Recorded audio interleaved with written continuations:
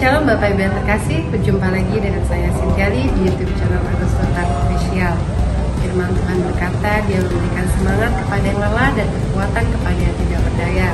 Marilah kita selalu ingat bahwa kekuatan dan semangat kita hanya kita bisa dapatkan di dalam Tuhan. Mari siapkan hati kita untuk menerima firman Tuhan yang akan memberikan kekuatan dan semangat kepada setiap dari kita. Selamat beribadah, Tuhan Yesus memberkati. Shalom Bapak Ibu Saudara di rumah dimanapun berada. Sunday Revival akan terus menjadi berkat buat Bapak Ibu Saudara. Jangan lupa terus saksikan dan akan terus kita menyembah Tuhan bersama-sama di channel YouTube Pendeta Agus Sultan Official. Kita bersuka cita karena kebaikan Tuhan. Haleluya. Boleh kita berikan tepuk tangan yang terbaik buat Tuhan Yesus. Dengan hati bersyukur kami datang memuji, menyenangkan Tuhan. Haleluya. Sebab kebaikannya ajaib dan dahsyat buat kita.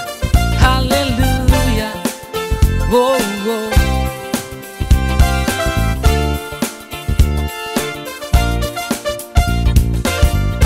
Dengan hati bersyukur masuki hadirat-Mu, membawa pujian bagi-Mu Yesus. Ku memandang wajah-Mu, bersuka di depan-Mu, sambil menceritakan kasih-Mu. Ku mengangkat tanganku, bersorak-sorai bagi kebaikan-Mu. Engkau baik, sangat baik, kasih setia-Mu tak pernah berubah. Engkau baik, sangat baik, kasih setia-Mu tak pernah berubah. Saya percaya kita semua mengalami kebaikan Tuhan. Sebab itu datanglah nyanyikan sama-sama dengan hati bersyukur. Dengan hati bersyukur masuki hadirat-Mu, membawa pujian bagi-Mu Yesus. Ku memandang wajah-Mu, bersuka di depan-Mu, sambil menceritakan kasih-Mu. Ku mengangkat tanganku, bersorak-sorai bagi kebaikan-Mu. Mari sama-sama, Engkau baik, Engkau baik, sangat baik, kasih setia-Mu tak pernah berubah. Engkau baik, sangat baik, kasih setia-Mu tak pernah berubah. Engkau baik, sangat baik, kasih setia-Mu tak pernah berubah. Engkau baik, sangat baik, kasih setia-Mu tak pernah berubah. Mari angkat kedua tangan kita sama-sama. Ku mengangkat tanganku, ku mengangkat tanganku, bersorak-sorai bagi kebaikan-Mu. Engkau baik, sangat baik, kasih setia-Mu tak pernah berubah. Engkau baik, sangat baik, kasih setia-Mu tak pernah berubah. Yesus baik, sangat baik, kasih setia-Mu tak pernah. Yesus baik, Yesus baik, sangat baik, kasih setia-Mu tak pernah berubah. Yesus baik, sangat baik, kasih setia-Mu tak pernah berubah. Yesus baik, sangat baik, kasih setia-Mu tak pernah berubah. Yesus baik, sangat baik, kasih setia-Mu tak pernah berubah. Yesus baik, sangat baik, kasih setia-Mu tak pernah berubah. Kasih-Mu tidak pernah berubah dalam hidup kami. Terus Bang, di dalam hadirat-Mu kami datang Kami mau datang menyembah Tuhan. Sebab kami tahu betapa dalam kasih-Mu. Kebaikan-Mu ajaib buat kami Tuhan. Kasih-Mu begitu dalam. Terus menjaga, menuntun langkah kami. Terima kasih Tuhan.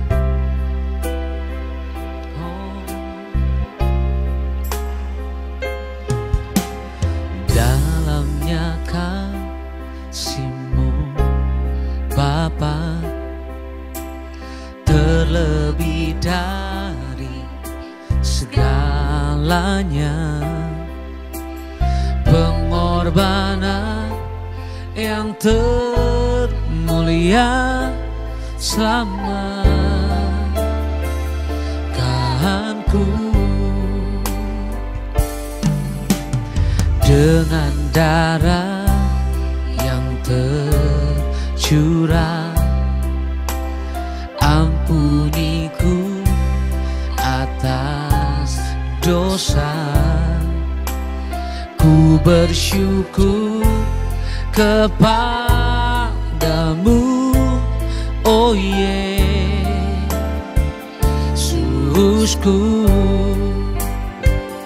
Engkau ku sembah, Kau yang terindah. Pulihkan ku dengan darah-Mu. Engkau ku sembah, Bapa mulia. Seumur hidupku ku mau menyembah-Mu.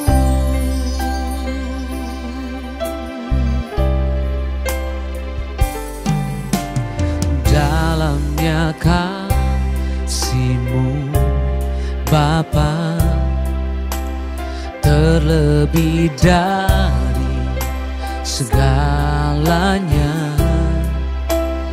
pengorbanan yang termulia selamatkanku. Dengan darah yang tercurah, ampuniku atas dosa. Ku bersyukur kepadamu, oh Yesusku.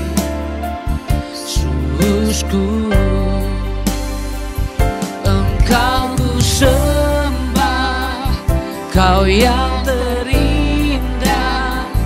Pulihkan ku dengan darah-Mu.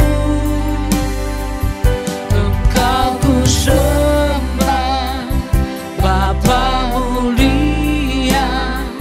Seumur hidupku ku mau menyembah-Mu.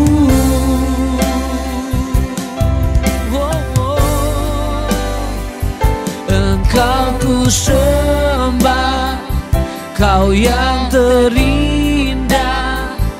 Pulihkan ku dengan darah-Mu. Engkau ku sembah, Bapa mulia. Seumur hidupku ku mau menyembah-Mu.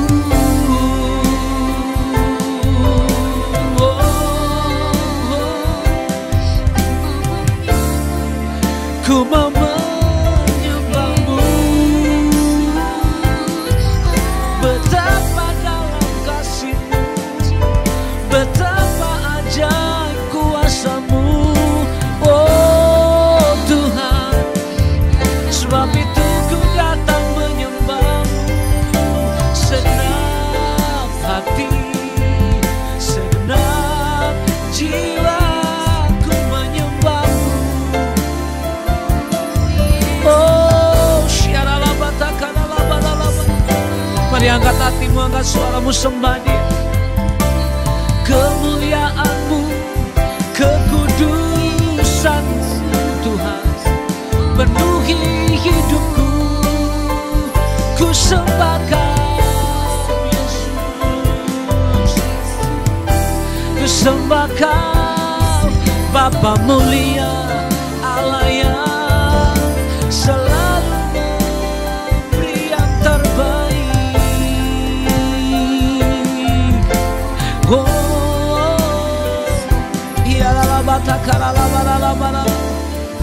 Kami datang menyembah dari hati yang mengasihi Engkau.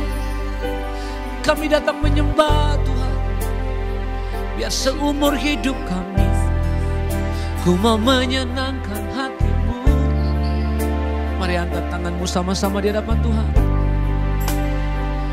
Engkau ku sembah, Kau yang terindah. Pulihkan ku dengan darah-Mu. Engkau ku sembah, Bapa mulia. Seumur hidupku ku mau menyembah-Mu. Sekali lagi, Engkau ku sembah, Engkau ku sembah, Kau yang terindah. Pulihkan ku dengan darah-Mu. Engkau ku sembah, Bapa mulia. Seumur hidupku ku mau menyembah-Mu. Mari angkat kedua tanganmu lagi sama-sama, katakan Engkau ku sembah, Engkau ku sembah, Kau yang terindah. Pulihkan ku dengan darah-Mu. Engkau ku sembah, Bapa mulia. Seumur hidupku ku mau menyembah-Mu. Seumur hidupku ku mau menyembah-Mu. Seumur hidupku ku mau menyembah-Mu.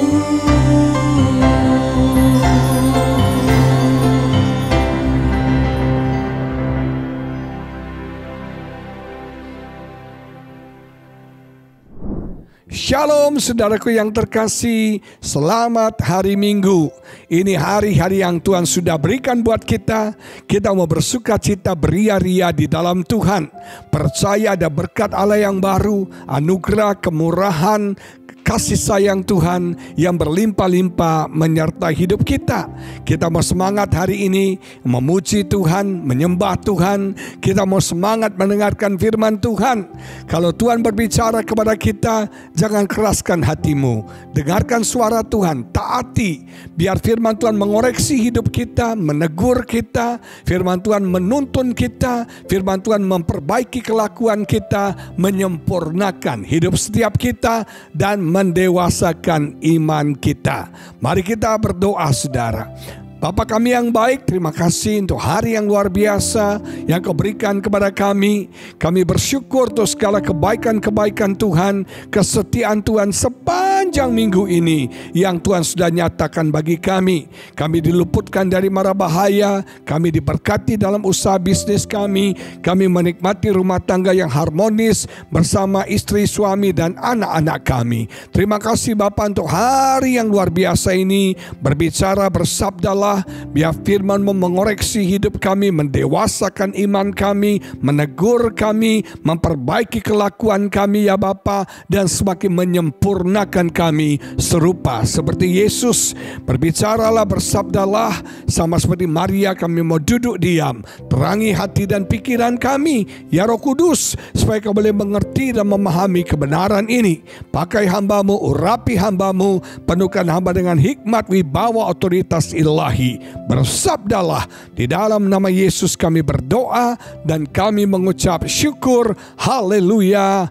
Amin. Saudaraku, kita masih melanjutkan khotbah minggu lalu, misteri duri dalam daging. Mari kita membaca kembali 2 Korintus pasal yang ke-12 ayat 7-10 menulis demikian. Dan supaya aku jangan meninggikan diri karena penyataan-penyataan yang luar biasa itu, maka aku diberi suatu duri di dalam dagingku, yaitu seorang utusan iblis untuk menggocok aku supaya aku jangan meninggikan diri. Tentang hal itu aku sudah 3 kali berseru kepada Tuhan supaya utusan iblis itu mundur daripada aku. Tetapi jawab Tuhan kepadaku, cukuplah kasih karuniaku bagimu, sebab justru dalam kelemahanlah kuasaku menjadi sempurna. Sebab itu terlebih suka aku bermegah atas kelemahanku, supaya kuasa Kristus turun menaungi aku. Karena itu aku senang dan rela di dalam kelemahan, di dalam siksaan, di dalam kesukaran, di dalam penganiayaan dan kesesakan oleh karena Kristus. Sebab jika aku lemah, maka aku kuat. Kita sudah belajar minggu lalu, Paulus tidak menyebutkan secara detail, secara spesifik apa bentuk duri daging yang dia alami. Itu adalah penderitaan yang konstan dia alami dalam hidupnya. Kalau kita baca dalam 10, dia menjelaskan bahwa duri dalam daging itu bisa bentuknya kelemahan, weaknesses, limitation. Bisa bentuknya siksaan, saudara sekalian, insult, abuse yang dia alami, kesukaran, tekanan, masalah-masalah, aniaya, oposisi, perlakuan tidak adil yang tidak seharusnya dia terima, kesesakan, difficulties, suffering, penderitaan yang dia alami karena Kristus. Ini bukan karena kesalahannya dia, bukan karena keteledoran dia, tapi dia mengalami semua penderitaan, dia mengalami semua ini karena Kristus. Dan sudah 3 kali dia berdoa minta Tuhan menyingkirkan duri dalam daging itu dalam hidupnya.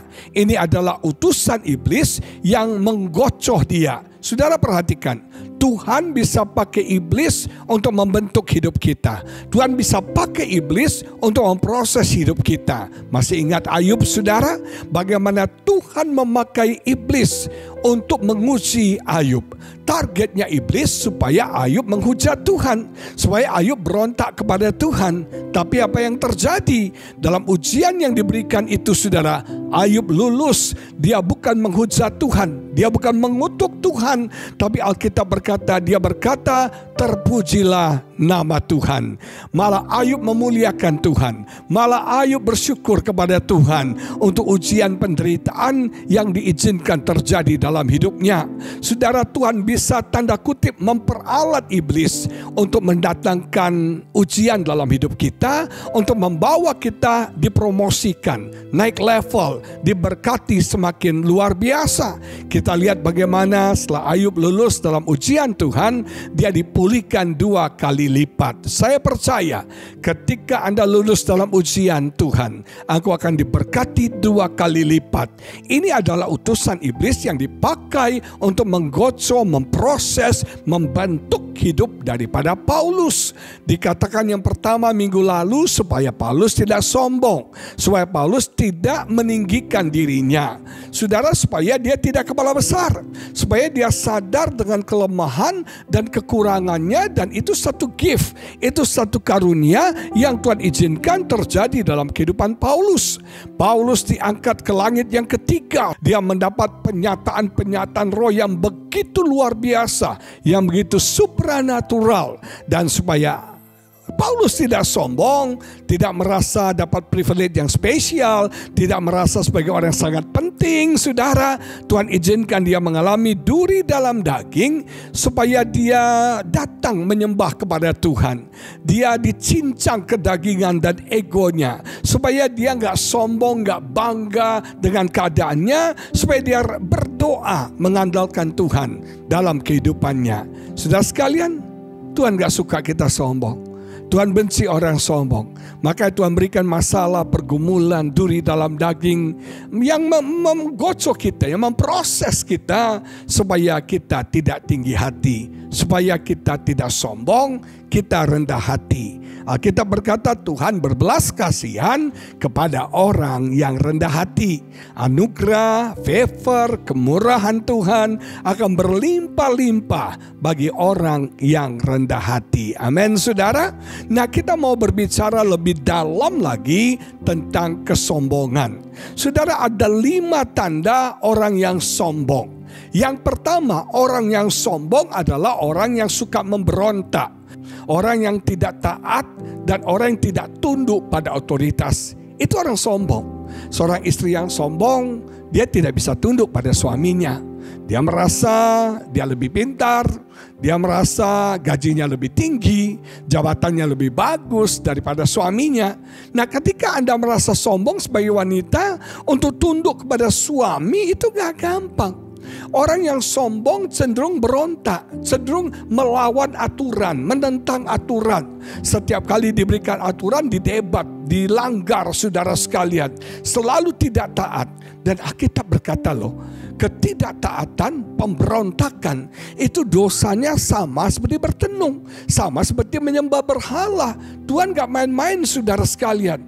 Orang Israel karena ketidaktaatan mereka, karena pemberontakan mereka dihukum Tuhan. Ingat ya prinsip Alkitab, ketaatan selalu mendatangkan berkat. Tapi ketidaktaatan itu selalu mendatangkan hukuman. Tuhan selalu menghukum orang Israel dalam dosa pemberontakan yang selalu mereka lakukan. Mereka ulangi lagi. Tapi satu hal yang saya bangga, Tuhan itu baik, saudara. Walaupun orang Israel mengecewakan dia, walaupun orang Israel membuat Tuhan rasanya capek dengan kelakuan mereka, tapi Tuhan tidak pernah berhenti untuk mengampuni dan memulihkan mereka. Saudara sekalian, Tuhan menentang orang yang sombong. Tuhan tidak suka orang yang sombong, suka berontak, suka melawan. Satu hal yang saya sedih adalah banyak orang-orang yang punya potensi, orang yang punya karunia, talenta yang hebat, yang luar biasa, tapi nggak mau komitmen, nggak mau terikat, nggak mau ditanam di satu pelayanan atau satu gereja lokal karena dia sombong. Orang yang sombong itu gak bisa dipimpin, gak bisa ditegur, gak bisa dikoreksi, gak bisa jadi nomor 2. Dia harus jadi nomor 1. Nah, ini yang bahayanya, dia tidak bisa menghargai orang lain. Dia selalu ingin nomor 1 yang terutama, yang terhebat, selalu di depan, saudara sekalian. Selalu dia yang pimpin, dia mau selalu orang dengerin perkataan dia, gak pernah mendengar perkataan orang. Kalau ditegur langsung ngambek, langsung marah, langsung tersinggung, gak bisa dikoreksi, gak bisa dinasehati. Itu ciri orang yang sombong. Dia gak mau belajar lagi, saudara. Padahal kalau kita mau belajar, kita jadi lebih bijaksana, kita jadi lebih pintar. Orang sombong, disobediennya tinggi banget, pemberontakannya tinggi banget. Dia tidak cuma berontak kepada Tuhan, kepada hukum-hukum Tuhan, tapi dia berontak kepada aturan, hukum-hukum yang ada di negara ini, yang ada di sekitarnya, hukum-hukum etika, hukum-hukum sosial di masyarakat. Dia nggak bisa terima. Dia merasa dia adalah hukum itu sendiri. Dia adalah penguasanya. Nah, orang sombong harus ditundukkan, ditaklukkan. Dan Paulus mengalami duri dalam daging supaya dia belajar tunduk kepada Tuhan. Supaya dia belajar mengandalkan Tuhan dalam hidupnya. Yang kedua, orang yang sombong adalah orang yang suka membanggakan diri, membanggakan prestasinya dan kelebihannya. Kalau cerita selalu hebatnya dia, selalu prestasinya, pialanya, achievementnya, pencapaiannya, dia selalu banggakan, cerita kemana-mana. Walaupun itu prestasi di masa lalu, tapi sampai sekarang masih dibawa-bawa. Membanggakan diri, too proud. Dia bangga dengan dirinya, bangga dengan prestasinya, bangga dengan talenta karunianya. Dia bangga yang berlebihan, cenderung ngomong besar, hiperbol. Ada pernah ketemu dengan orang sombong seperti ini? Waduh, kalau ngomongnya gede banget, saudara, ngomongnya besar banget. Dia selalu membanggakan backgroundnya, membanggakan saudara jabatannya, membanggakan gelar-gelarnya. Aduh, saudara, kita ini gak ada apa-apanya. Kalau Anda dikarunia kepintaran, itu semua anugerah Tuhan. Itu semua berkat Tuhan. Ada banyak orang punya gelar banyak, tapi dia nggak menganggap gelar itu penting, saudara. Kalau Anda belajar dari John Sung, dia sekolah di Amerika, dia jadi dokter di Amerika, dia pulang di kapal, dia buang ijazahnya karena panggilannya untuk memberitakan Injil. Ijazah itu nggak penting bagi dia. Yang penting adalah jiwa-jiwa yang mau dia selamatkan di Cina. Dan terjadi kebangunan rohani, terjadi kegerakan rohani yang besar di Cina.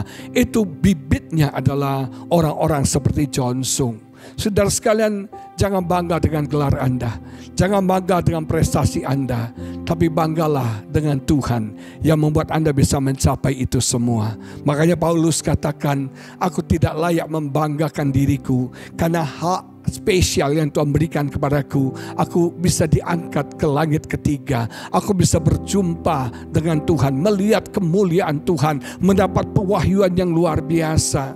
Aku gak mau banggakan itu. Aku gak mau sombongkan itu. Itu semua privilege yang Tuhan berikan kepadaku, kata Paulus. Jemaat yang diberkati Tuhan, ayo, apa yang kita mau banggakan dalam hidup kita? Itu semua anugerah Tuhan. Itu semua karena berkat Tuhan. Itu semua karena perbuatan Tuhan yang luar biasa dalam hidup kita. Yang ketiga, orang yang sombong itu judgmental, suka mengkritik, suka menghakimi, suka menyalahkan orang lain. Orang sombong gak pernah salah, selalu yang salah orang lain. Suami yang sombong selalu nyalain istrinya. Kalau ada masalah dalam rumah tangga selalu nyalain istrinya, selalu nyalain orang lain, selalu menyalahkan keadaan. Dia gak pernah merasa salah.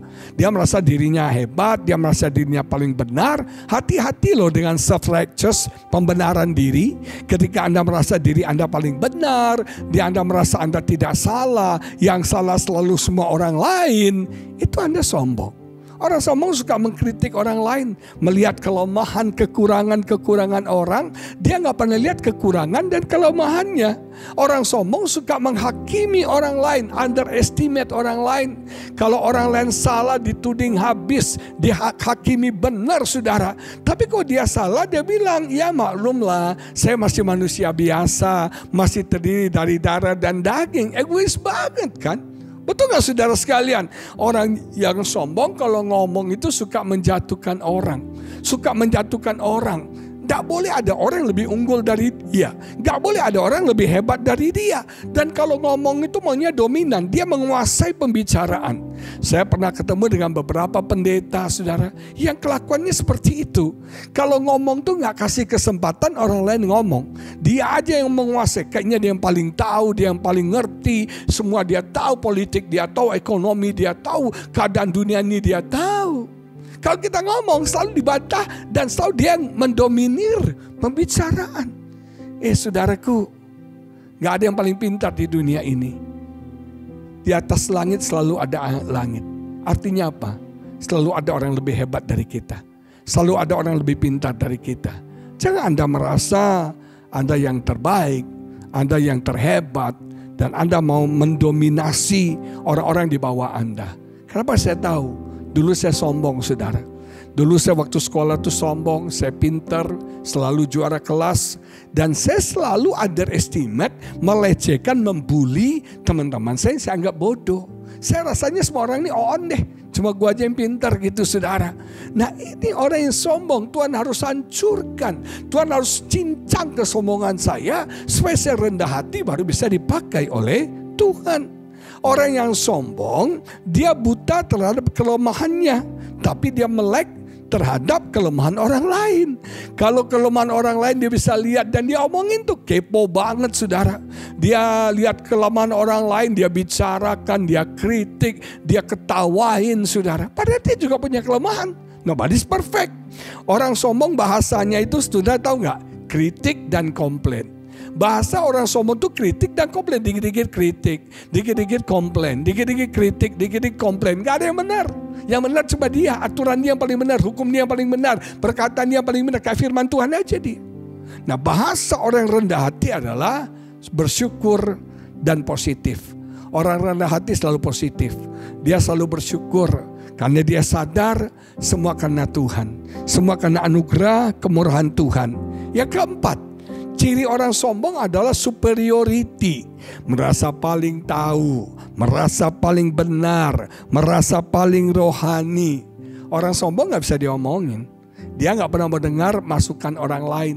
Kemarin ada seorang teman dia curhat, Pak, gembala saya mulai sombong. Nggak bisa diomongin Pak, nggak bisa dikoreksi, merasa diri paling benar. Ya udah, jemaat semua salah, yang benar cuma dia. Walaupun dia juga sering salah ngomong Pak, tapi nggak boleh ditegur, tidak mau dinasihati, tidak merasa perlu untuk berubah. Saudara tahu nggak? Yang membuat kita nggak bisa berubah itu kesombongan. Dulu saya merasa saya ini paling baik, saudara. Laki-laki paling baik, suami paling baik, rohani, ganteng, pinter. Saya merasa saya yang paling baik, saudara. Jadi saya selalu menuntut istri saya untuk berubah. Saya selalu bilang, kamu yang harus berubah, bukan saya. Kamu yang punya kekurangan, kamu yang punya kelemahan, kamu yang harus berubah. Orang yang sombong selalu menuntut orang lain untuk berubah, tidak pernah merasa kurang dirinya, dan dia perlu juga untuk berubah. Tapi ketika istri saya mengungkapkan semua kelemahan dan kesalahan saya, di situ saya sadar, saya terlalu sombong. Kalau saya mau istri saya berubah, saya harus berubah dari diri saya sendiri. Kalau saya mau keadaan saya berubah, saya harus berubah dari diri saya sendiri. Cara berpikir saya harus berubah, sikap saya harus berubah, karakter saya harus berubah. Dan luar biasa, ketika saya mulai berubah dengan segala kerendahan hati, saya menyadari kekurangan dan kelemahan saya, dan saya mulai fokus untuk hidup yang lebih baik lagi. Tuhan mengubah saya. Dengar ya, perubahan tidak akan terjadi kalau Anda fokus pada kelemahan dan kekurangan Anda. Perubahan akan terjadi kalau Anda fokus kepada kebaikan. Anda mau jadi orang seperti apa? Misalnya Anda ingin jadi orang yang murah hati, target Anda murah hati. Jangan target Anda adalah orang yang pelit, yang gak ada belas kasihan. Kalau Anda selalu melihat kelemahan Anda gak akan berubah. Anda harus fokus kepada hal yang positif. Anda mau jadi apa nih? Karakter apa yang Anda ingin miliki? Dan itu yang membuat Anda berubah. Kalau Anda selalu melihat kemarahan Anda, emosi Anda, saya orang yang pemarah Pak, saya orang yang gak bisa mengendalikan emosi, engkau gak akan berubah. Tapi ketika kau fokus pada jadi orang yang sabar, jadi orang yang baik, maka kau akan berubah menjadi orang yang sabar. Nah, orang sombong gak mau berubah, merasa gak perlu berubah. Saya dulu merasa, aduh, saya bilang sama istri saya, beruntung banget kamu dapat suami yang sebaik ini, yang serohani ini. Tapi kemudian saya sadarlah, saya bukan suami terbaik. Saya bukan suami yang paling rohani. Saya punya banyak kekurangan, saya punya banyak kelemahan, dan puji Tuhan, saya mengizinkan Roh Kudus mengubah saya. Saya mengizinkan Roh Kudus memproses hidup saya. Dan puji Tuhan, sekarang sudah berubah jauh lebih baik. Jauh lebih baik, jauh lebih baik. Orang yang sombong selalu menuntut, orang yang sombong tidak pernah mau minta maaf. Haram kalau disuruh minta maaf. Merasa dirinya benar, gua gak salah kok, ngapain gua bisa minta maaf? Gua gak salah kok, ngapain gua mesti begini, mesti begitu? Gua gak salah, merasa benar terus. Itu orang sombong. Saudara, kata-kata yang kita harus belajar adalah ketika kita salah bilang I'm sorry. Saya sombong. Ketika saya sombong, saya gak mau mengakui kesalahan saya. Sulit sekali ngomong minta maaf. Tapi sekarang saya belajar. Saya ini bukan manusia sempurna. Saya bisa kilaf, saya bisa salah. Saya bisa menyakitkan hati istri saya. Dan saya tidak segan-segan untuk minta maaf. Makanya dalam rumah tangga kami, kita punya moto. Orang yang pertama minta maaf kalau salah itu pemenangnya. Betul gak? Jadi kalau kita salah, kita minta maaf buruan nih, cepet-cepetan saudara. Supaya kita jadi pemenangnya. Jangan gengsi, jangan harga diri ditahan. Gak pernah mau minta maaf, gengsi dong, salah gua apa? Ayo belajar, rendahkan hati kita. Kalau kita salah, minta maaf. Dan untuk mengalah itu gak gampang loh. Untuk mengalah itu kita harus rendah hati loh saudara. Mengalah itu yang membuat dunia ini damai. Ukraina sama Rusia berantem terus perang terus, kenapa? Gak ada yang mau ngalah. Semuanya egois. Untuk kita bisa damai, konflik kita hindari, kita minimalisir dalam hidup kita, ya kita harus mengalah. Istri mengalah pada suami, suami mengalah pada istri. Ada saatnya saudara, ketika istri lagi marah-marah, kita diam aja, jangan teriak juga, nanti tetangga yang dengar. Nah, sebab yang diberkati Tuhan, mengalah itu indah. Ketika Abraham mengalah dengan Lot, saudara, apa yang terjadi? Lot memilih Sodom dan Gomora, tapi Abraham memiliki tanah yang diberkati Tuhan berlimpah-limpah. Mengalah itu membuat kita diberkati Tuhan. Amin saudara. Spirit mengalah itu harus ada pada setiap kita. Jangan kita selalu mau sombong nomor satu. Kita di depan.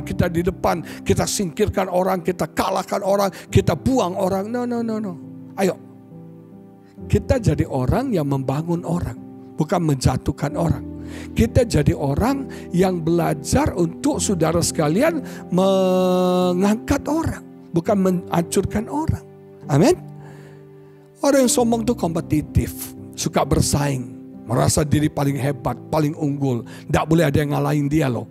Gak boleh ada yang ngalahin dia. Dia gak boleh nomor 2 saudara. Tidak boleh ada yang ngalahin. Kalau ada orang pakai baju baru, dia pakai baju baru. Kalau ada orang pakai tas ini, dia lawan pakai tas ini. Gak mau kalah sama orang lain, gak mau kalah sama temannya. Roh persaingannya kuat sekali. Aduh, capek deh. Yang kelima, orang yang sombong itu eksklusif. Eksklusif banget. Dia hanya bergaul dengan orang-orang selevel. Dia bergaul dengan kalangan tertentu. Grup-grup yang homogen sama dia.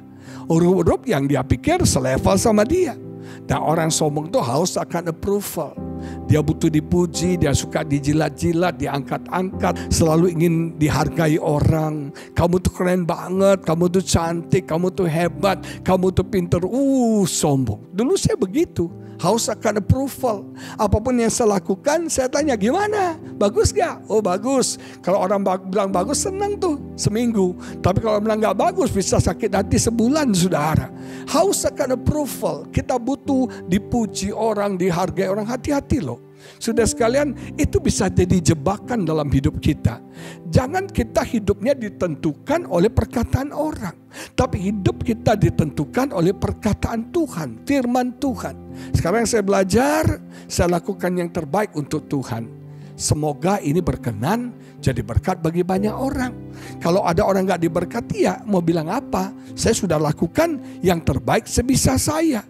Jangan jadi orang yang eksklusif, yang pilih-pilih level teman saudara, yang grupnya ini tas Hermes, yang grupnya tas Chanel, yang tas-tas sekali yang tas-tas murah nggak masuk di sini, yang tas Elizabeth nggak selevel saudara. Teman yang diberkati, ayo jangan jadi orang eksklusif, membangun benteng terhadap kelompok-kelompok yang lain. Kita pikir di bawah kita, yang kita pikir nggak ada apa-apanya. Tuhan izinkan Paulus mengalami duri dalam daging, supaya dia nggak tinggi hati, supaya dia nggak sombong, supaya dia tidak membanggakan diri, tapi dia mempermuliakan Tuhan. Orang yang sombong nggak suka berdoa, orang yang sombong mengandalkan hebatnya. Dia nggak pernah mencari Tuhan, dia nggak pernah mengandalkan Tuhan. Tapi orang yang rendah hati, dia selalu butuh Tuhan dalam hidupnya, dia selalu mengandalkan Tuhan dalam kehidupannya. Mari saudara, izinkan Tuhan memproses, menghancurkan kesombongan kita. Saya dihancurkan Tuhan kesombongan saya. Saya tidak dihargai orang, saya di underestimate orang, saya dibully orang, saya dihina orang. Dan saya tahu itu cara Tuhan menolkan hidup saya. Saya yang somebody, Tuhan ubah jadi nobody, supaya Tuhan menjadi segala-galanya dalam hidup saya. Jemaat yang diberkati, hal yang pertama, kenapa duri dalam daging Tuhan izinkan ada dalam hidup Paulus, supaya dia tidak sombong, supaya dia tidak tinggi hati. Lihat kiri kananmu, kalau ada orang sekitarmu bilang jangan sombong, jangan sombong. Tuhan menentang orang yang sombong, tapi Tuhan memberkati orang yang rendah hati. Amin saudara. Yang kedua, saudara, kenapa Tuhan izinkan Paulus mengalami duri dalam daging dalam hidupnya, dan Tuhan tidak menyingkirkan duri dalam daging itu. Yang kedua, supaya Paulus bergantung kepada Tuhan, supaya Paulus mengandalkan Tuhan dalam kehidupannya. Ada dua hal yang penting yang saya mau bagikan di sini, supaya Paulus bergantung kepada kasih karunia Tuhan. Amin. Kasih karuniaku cukup bagi kamu, kata Tuhan. Artinya Paulus kuat menanggung semua duri dalam daging. Paulus cakap menanggung semua duri dalam daging. Kenapa? Ada kasih, ada anugerah, ada rahmat Tuhan yang cukup bagi dia. Sudah sekalian, konsep kasih karunia di sini berbicara tentang kekuatan. yang Tuhan berikan, kesanggupan yang Tuhan berikan. Seringkali tekanan hidup membuat kita tidak mampu loh. Membuat kita tidak kuat, tidak sanggup, membuat kita tidak bisa bertahan. Tapi ingat, ada kasih karunia Tuhan yang cukup bagi setiap kita. Tuhan menambahkan kemampuan, Tuhan menambahkan kasih karunia, Tuhan menambahkan kekuatan hari demi hari dalam hidup setiap kita. Ada orang yang berkata, "Pak, saya sudah gak kuat." Tapi begitu dia bilang gak kuat, dia mengandalkan Tuhan, dia segar lagi, dia kuat lagi. Karena ada kasih karunia Tuhan yang berlimpah-limpah, yang cukup bagi setiap kita. Percayalah saudara, Tuhan tidak akan menguji kita, mengizinkan kita dicobai, melampaui batas kekuatan kita. Itu Tuhan. Dan pasti Tuhan memberikan jalan keluar kepada setiap kita.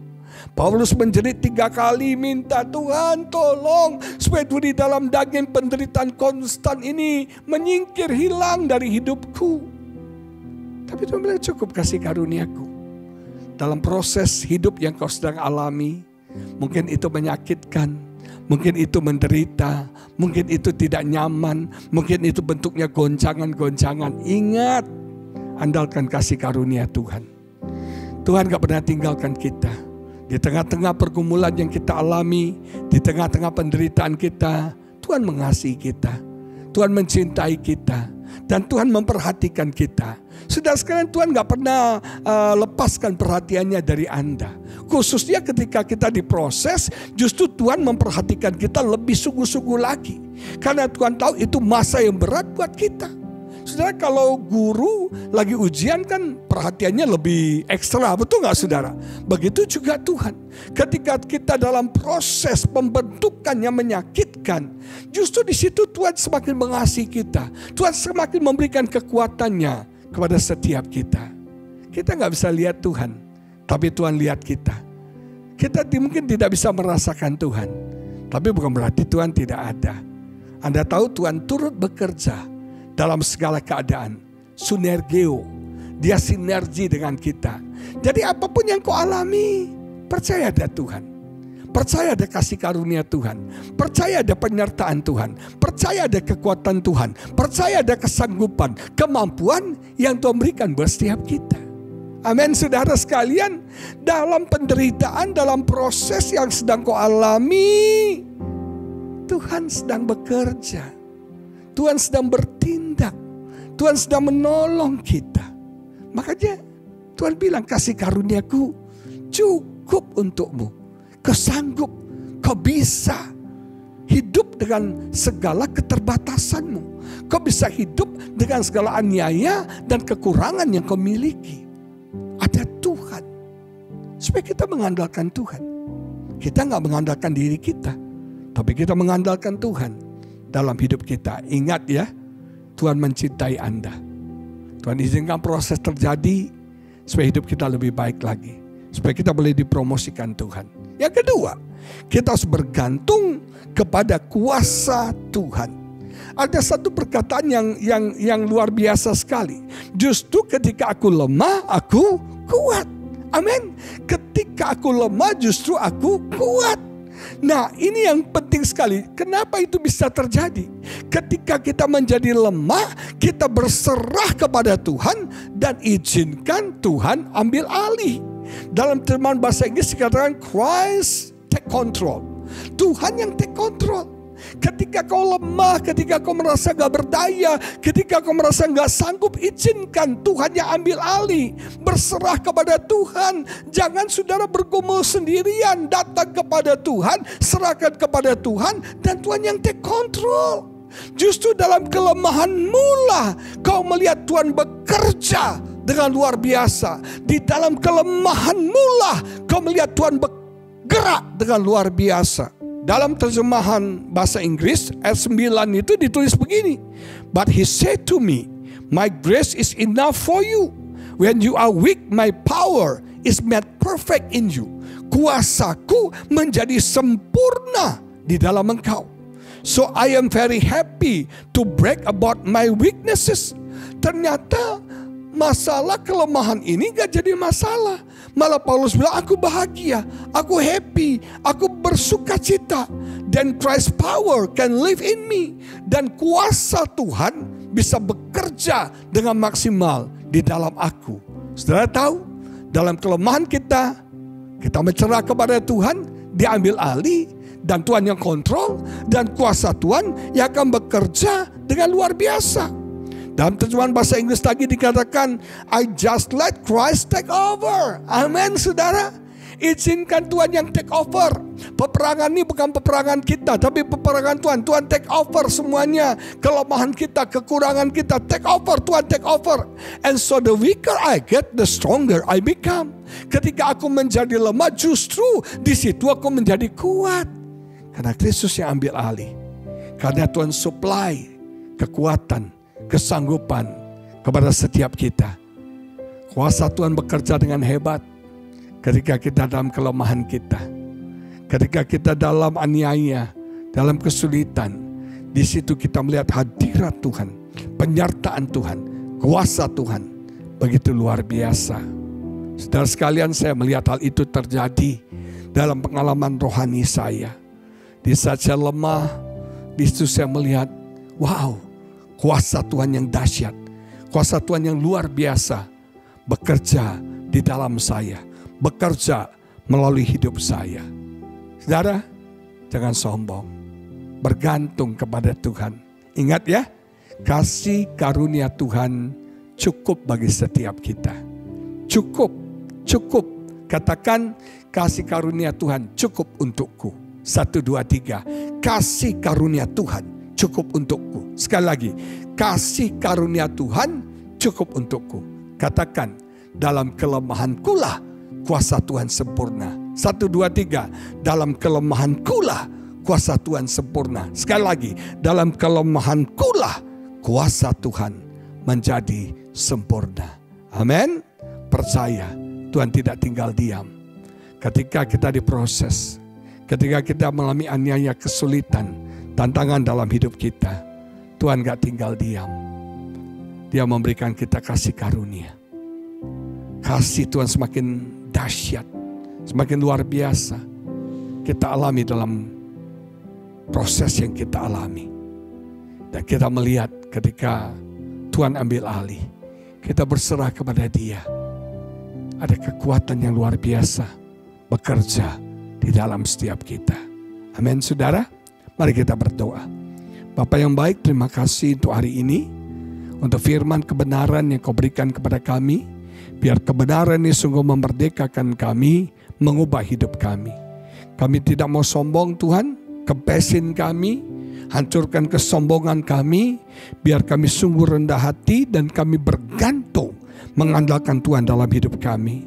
Kami mengandalkan kasih karunia-Mu yang cukup bagi kami. Dalam penderitaan, dalam kesesakan kami, kasih karunia-Mu cukup banget bagi kami. Dan di dalam kelemahan kami mau bergantung kepada kuasa-Mu ya Bapa. Kuasa-Mu yang memampukan kami, kuasa-Mu yang menolong kami, yang menguatkan kami, yang menopang kami bisa bertahan sampai hari ini. Terima kasih Bapa. Kami bersyukur diberkati semua umat-Mu di dalam nama Tuhan Yesus Kristus. Amin, amin, amin. Haleluya. Ku bersyukur padamu Tuhan, buat kasih setia-Mu di dalam hidupku. Anugerah-Mu besar bagiku, di setiap langkahku ku memuji-Mu, ku memuji-Mu, ku memuji-Mu.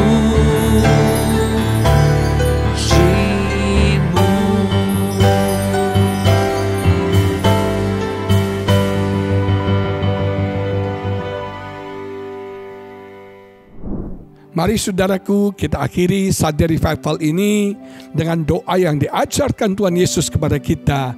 Doa Bapa kami. Bapa kami yang di surga, dikuduskanlah namamu, datanglah kerajaanmu, jadilah kehendakmu di bumi seperti di surga. Berikanlah kami pada hari ini makanan kami yang secukupnya. Dan ampunilah kami akan kesalahan kami, seperti kami juga mengampuni orang yang bersalah kepada kami. Dan janganlah membawa kami ke dalam pencobaan, tetapi lepaskanlah kami daripada yang jahat, karena Engkaulah yang mempunyai kerajaan dan kuasa dan kemuliaan sampai selama-lamanya. Amin. Mari saudara angkat tanganmu dan terima berkat Tuhan.